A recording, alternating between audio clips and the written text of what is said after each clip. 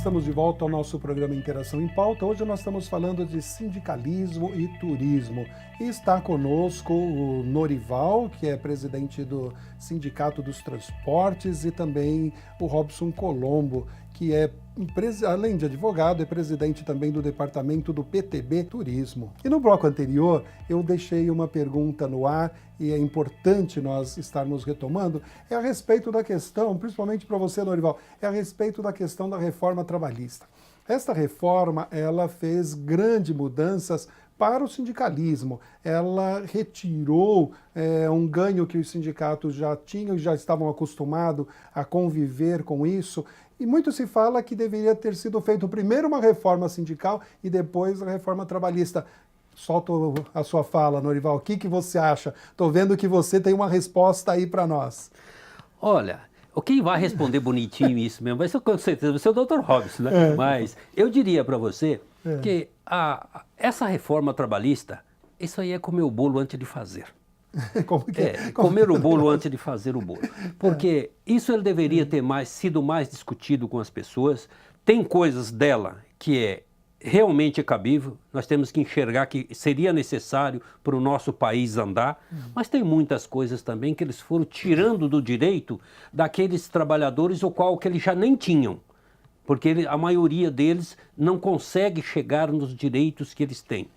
Ele sempre fica no sacrifício da sua obrigatoriedade. Horário a cumprir, trabalho a cumprir, metas a cumprir, produção a cumprir e os resultados quase nunca para eles. E aí dizem, precisa alguma coisa para poder ser ouvido e está trazendo isso entre o trabalhador e o próprio empresário, eliminando as próprias entidades sindicais que é ainda a voz desses trabalhadores. Ou sendo bom ou não, ainda é a voz. Estão distanciando isso, estão enfraquecendo o elo desse trabalhador junto ao empresariado. E eu acho que isso é um prejuízo a nós pequenos, a nós que trabalhamos, a nós que necessitamos do direito e da justiça realmente para nós poder termos um amanhã menos sacrificado.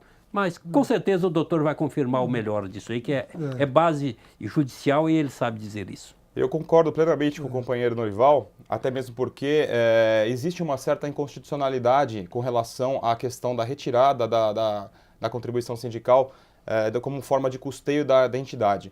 Existe, ao meu ver, uma questão política maior, né? Uma questão de apoio, talvez a reforma previdenciária, quem sabe.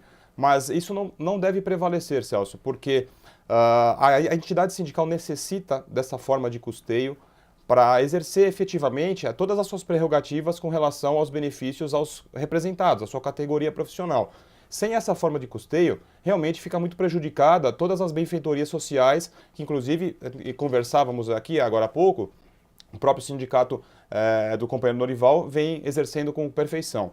Então, a meu ver, é inconstitucional sim, isso vai ser passível que já está sendo passível de questionamento, gerou uma insegurança jurídica, inclusive no Poder Judiciário. Existem juízes, inclusive, julgando a favor dessa permanência da contribuição. A legislação hoje, o que ela diz? Que a contribuição ela é devida somente com a prévia e expressa anuência do empregado, né? Então, praticamente, quem vai querer contribuir com a entidade sindical? Ninguém, né? Isso enfraquece a estrutura sindical e, ao meu ver, é uma tentativa, assim, de enfraquecimento de todas as entidades. Não deve prevalecer, ao meu ver, também. Isso deve ser motivo aí de modificação futura, talvez no futuro bem próximo, e concordo realmente com o que o companheiro Norival externou. Até porque, né, doutor, levando dentro disso, quando você tira, que se determina que é uma obrigatoriedade, mas ela é uma receita que ela vai, inclusive, ao Fundo de Amparo ao Trabalhador, que seriam as contribuições sindicais. As contribuições associativas, ela já é voluntária, já é lá quem realmente quer ser e fazer uso de alguns benefícios disso. Mas ainda tem, o que vai ter de bom, com certeza, o que nós temos aí, isso está por emenda, está por alguma coisa, e se não votado na Câmara dos Deputados, ela voltará a ser o que era. e provavelmente 99% vai voltar a ser o que Mas era. passando, o sindicato ele está preparado para esse tipo de enfraquecimento? Porque o sindicato é uma categoria, é uma representatividade muito grande de todas as categorias de trabalhadores. Mas os sindicatos, eles estão preparados, eles têm tido uma proposta em termos de serviço prestado. Os sindicatos estão preparados para sair, tirar de repente essa subvenção, vamos assim colocar, que está tendo? Olha, se você for olhar, porque é muito fácil eu administrar dizendo que você não pode receber, porque eu tendo a liberdade e o poder da caneta, de quando eu preciso algo mais, eu vou lá e aumento meus impostos e continuo no vermelho, que essa é a incompetência da administração que eu enxergo dentro de muitas bases políticas que nós temos. As entidades sindicais, ela é quase isso. Tem muitos sindicatos e sindicatos. Tem muitos que realmente trabalham enxergando com o resultado para ele poder fazer uma sobrevivência, e tem muitos que eles trabalham necessitando. Agora, a única receita que as entidades sindicais tinham era a contribuição sindical. E se você for olhar, ela dá milésimo de centavos por dia para cada trabalhador, porque ele paga lá 100, cento e poucos reais por ano. Então, isso é um custo que ele é absolvido em qualquer carrinho de cachorro-quente. Muito bom. É uma tentativa, só complementando, é uma tentativa realmente de enfraquecimento, porque é a maior receita de uma entidade sindical, né? A entidade tem outras formas de custeio, que é a questão da contribuição assistencial, né? Enfim, tem outras formas de custeio, mas essa realmente atinge o coração da entidade, né? No sentido realmente estrito da palavra. E é nítido o caráter de enfraquecimento. Agora, existe um outro caminho, ao meu ver, para você tentar afastar os sindicatos não representativos, não atuantes em sua categoria profissional. É no nascedouro, né? É segurar realmente um pedido no Ministério do Trabalho, é segurar já no momento da inscrição e do objetivo maior, que é de se tornar uma entidade sindical. Não atingir da forma com que estão atingindo o coração das entidades sindicais. Existem sindicatos sérios, também como existem sindicatos que não são atuantes. Então, isso realmente enfraquece e, ao meu ver, é uma jogada extremamente política. Lembrando sempre que essa forma de custeio, essa forma de impor a contribuição, ela vem da Constituição, do artigo 8º da Constituição Federal. Então, essa lei que passou a ser reformada e até então está em vigência, ela acaba ferindo a Constituição, não pode prevalecer. Falando um pouco a respeito do ecoturismo, que é um nicho de mercado super importante, ele tem sido trabalhado. Como é que você tem visto na sua experiência atualmente? Tem desenvolvido um trabalho nessa questão, não? Eu acredito que poderia ter sido melhor trabalhado e ainda é passível de ser melhor trabalhado. Acredito também que o que vem atrapalhando esse setor do turismo é a questão realmente da burocracia, da legislação específica, ambiental, inclusive. Nós temos hoje locais, por exemplo, como Atibaia, Brotas, em São Paulo, né, que são explorados nesse sentido, né? Existe uma exploração grande da natureza, existe uma exploração do convívio do homem com a natureza, que é o que realmente nós estamos buscando no meio bem conturbado em que vivemos. Estamos buscando essa proximidade com a natureza, né? Até mesmo por uma questão até mesmo psicológica. Mas eu não vejo um maior incentivo por conta disso. Tende a crescer, né? É um setor do turismo, o ecoturismo, que tende a crescer, porém ainda encontra seus óbices, as suas barreiras com as dificuldades burocráticas perante a legislação específica. Até para se chegar nessas instâncias que o ecoturismo estaria realmente tendo um potencial e um desenvolvimento muito grande, Norival, nós batemos de novo naquele problema, são as estradas esburacadas, a má sinalização, nós temos muita dificuldade. O que é que tem sido feito realmente em termos de propostas, em termos efetivo, para se resolver esse problema? O seu sindicato tem trabalhado, tem alguma perspectiva até de melhora? Olha, o pedido nós temos feito, documentos nós temos protocolados, a esperança nós temos, o resultado é que não. Por quê? Nós, inclusive a nossa entidade, eu faço parte da entidade e nós temos reuniões mensais em fóruns nacional, dentro do próprio Ministério do Transporte, dentro da própria NTT, que são agência a nível nacional, dentro da própria Artesp, nós fazemos parte do Conselho Consultivo da Artesp, aí no estado de São Paulo, e isso nós vem colocando todas as nossas dificuldades e todas as burocracias existentes que nós temos. Uma das coisas que nós estamos pleiteando, e que já faz horas que estamos aí até em atos judiciais, que seria o retorno, o retorno desses veículos quando eles estão vazios. Então ele tem que ter um menor custo desses pedágios, até porque quando carregado eu gasto 10, eu vazio no mesmo percurso, eu não posso gastar 10, eu não estou estragando aquilo, eu tenho que ter realmente um desconto, seja ele qual for o negociado. E isso nós estamos pleiteando e já faz horas, mas é como eu disse, ainda estamos vivendo de esperança, acreditando no país, e como esse ano é um ano político, esperamos que todos tenham consciência do seu voto e que eleve realmente as pessoas de nível de capacidade, de amor ao próximo e amor ao nosso país, e que deixe o custo Brasil menor para que todos nós tenhamos que pagar. Nós temos sempre uma esperança de dias melhores, né, para toda a economia, e a economia ela vai girando e vai se movimentando através desses incentivos. Pois não. Se complementando, eu tive com o governador esta semana.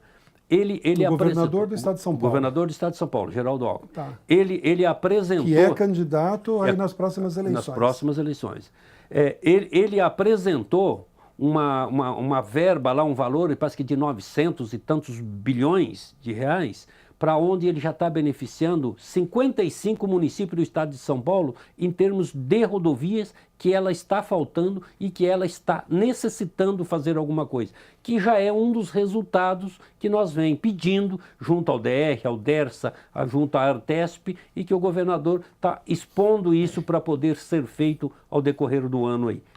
Então, um pouquinho da esperança já está vindo de volta, dizendo que vai ser concluído esses melhores. Quem sabe seja um caminho de Atibaia, quem sabe seja alguma coisa de Brotas, quem sabe seja em alguns lugares que leve o nosso turismo com mais ênfase, com mais necessidade, para o nosso povo esquecer um pouco do sacrifício. Essa questão que você está colocando, Norival, é muito importante para nós, porque nós saímos no final de semana para fazer uma refeição fora de casa e às vezes até dar uma esticadinha em um município próximo. Mas muitas vezes nós falamos, puxa, o que eu vou gastar de pedágio? E também tem a questão de hospedagem e bons restaurantes ou uma boa comida. Essa questão hoteleira, como que está sendo? Existe um investimento? Existe bons profissionais? Existe um investimento em mão de obra nessa questão, principalmente quando nós estamos falando do turismo? Celso, a mão de obra no setor de hotelaria, ela, por ser uma mão de obra específica, hoje ela está muito bem tratada nesse sentido. O que acontece, ao meu ver, é a questão relativa a uma carga tributária muito grande em cima dos hotéis, né? Outro ponto negativo, que acaba também atrapalhando um pouquinho do setor de hotelaria, é a questão desses novos sites que fazem o aluguel do próprio quarto, tudo de forma online, e nós não temos ainda uma legislação específica nesse sentido. Então isso acaba realmente criando uma disputa um tanto quanto desleal com quem realmente mantém toda uma estrutura, com quem realmente está no dia a dia, está expondo a sua imagem, a sua pessoa jurídica, a todos os riscos da atividade empresarial. Então realmente esse é um ponto preocupante. Agora, em se tratando também da questão do turismo, um ponto que eu acho que tem que ser abordado é a questão também que nos preocupa, e aí depende realmente de autoridades, é a questão também da violência, Celso. Porque quando você pensa no turismo, você pensa num embarque, você pensa no turismo, nas atividades que englobam a sua viagem e no desembarque. Então tudo isso é um risco muito grande assumido por quem hoje se propõe a viajar. Como exemplo, por exemplo, se tratando de uma viagem, eu daria um exemplo atual, que é o Rio de Janeiro, né? O Rio de Janeiro hoje está realmente numa situação delicada, hoje com intervenção, e por uma questão meramente de segurança pública. Então, hoje, o turista, ele parte já com risco no momento do voo, ele desembarca, ele tem o risco de assalto, ele tem o risco inúmeros, né, que ele acaba se comprometendo, e isso eu também acho que está sendo um tanto quanto deixado de lado pelas nossas autoridades. Acho que tem que ter uma melhor visão sobre a questão do turismo nesse ponto. E outro também que eu destacaria é uma questão também, se tratando de hospedagem, que o turista hoje que se desloca para lá, para cá, ou seja, o que vem de fora para se hospedar aqui em São Paulo ou qualquer outro estado do nosso país, que realmente busque os hotéis centralizados, né, para que realmente ele se exponha o mínimo possível a essa questão que foge ao nosso controle, que é a violência, que depende realmente de uma questão de ordem pública maior, né, que foge ao nosso controle. Então, é isso que eu também gostaria de abordar, porque nos preocupa, né, é um fator negativo no setor de turismo, mas que realmente depende aí de uma intervenção maior do poder público, no sentido também de revisão de leis penais, revisão de leis que abordam o assunto droga, revisão de leis que abordam, inclusive, sistema carcerário, uma revisão, inclusive, de como funciona hoje a polícia militar, no sentido do contencioso, no sentido investigativo de uma polícia civil. Então, acho que tem que ter uma majoração dessas atividades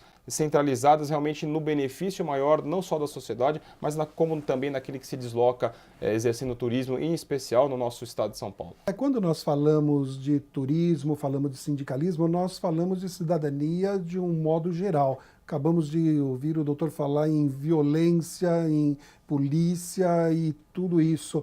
Qual a sua expectativa para os próximos 4 anos, já que estamos chegando ao final desse nosso programa? Diga, fazendo suas considerações finais, ao nosso telespectador. Eu diria para você que um dos atos a qual eu até vivo da esperança é o próprio PTB sindical. Que o PTB sindical ele não está voltado só para o transporte, ele não está voltado só para o turismo, ele está voltado generalizado, que seria uma área sindical de todos os segmentos para conduzir algo de melhor para o nosso país.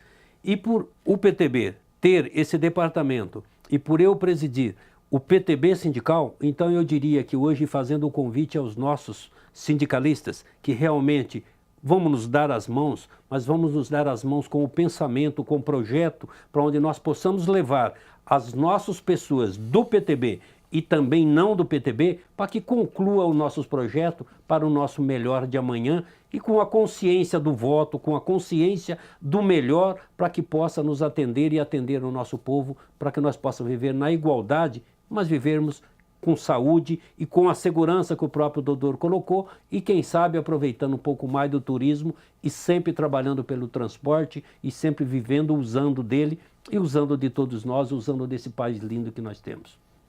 Muito obrigado, Norival. Faça suas considerações finais também, Robson, a respeito dessa questão do turismo. O que a gente pode esperar? Diga para o nosso telespectador, dê uma boa notícia para nós. Celso, antes das minhas considerações finais, eu gostaria novamente de agradecer o convite, me sinto muito honrado em estar aqui no seu programa e tratando de assuntos relevantes, né, de grande importância para a nossa sociedade. Queria também, nessa oportunidade, parabenizar o deputado Campos Machado, que é um grande incentivador do trabalho que você vem realizando, e direcionando aos telespectadores que nos assistem neste momento, eu diria o quê? Que o turismo em São Paulo está num crescente.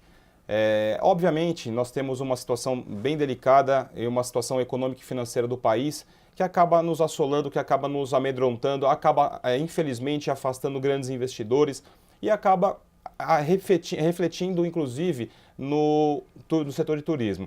Mas está num crescente, existem investimentos nesse sentido, o turismo de negócio está tomando uma grande proporção. São Paulo é a maior capital aqui da América Latina no sentido do turismo de negócios. Ela possui aqui 10 milhões de habitantes, um estado praticamente com 45 milhões de habitantes. Então, realmente, tem muito trabalho a fazer. É um setor que está no crescente e vale muito a pena aguardarmos os próximos meses, o decorrer dos próximos investimentos nesse sentido. Muito obrigado, Robson Colombo. Muito obrigado também, Norival. E agradecemos a você também que esteve conosco. E pode continuar interagindo através do Twitter, @InteraçãoPTB. curte o nosso programa, se inscreva em nosso canal e com certeza estaremos produzindo novos programas para você.